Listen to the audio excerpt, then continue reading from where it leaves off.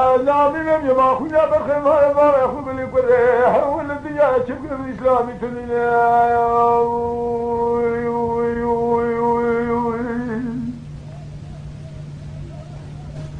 لا من الشباب اللي عطال باقي كلام دنيا خلق البابو قدم عطال باقي كلام دنيا خلق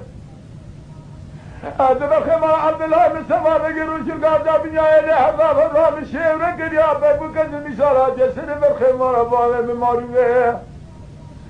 للدنيا بلا ولا بلا شري بقول ما خالي قول ما قول شيء جاني بتار ما قد له حفا من لا لك وشنا عبد الكلام بيسيد حشام ثمان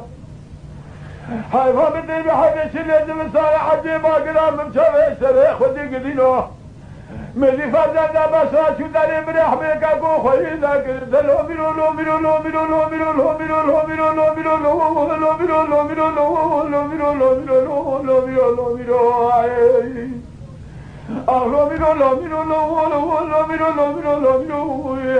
أنا من اللي ما خويا بس ما ياخذ بوجه هو قلنا شم الذي يا بشمير تنيا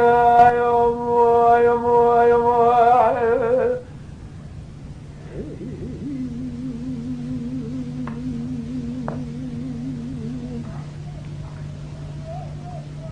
لا من الشباب الخانية كذب بلا شمه خلي خلابك شمه جات الخانية بشمه بلا شمه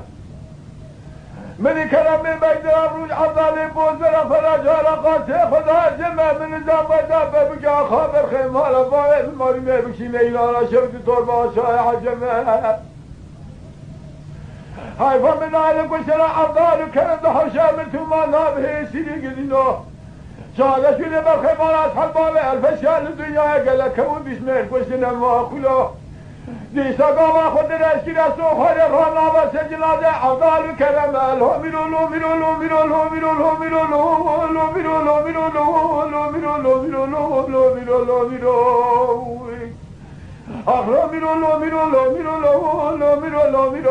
هو ما خدا زمین ما خدا ترا چه من دنیا اسلامی تنینه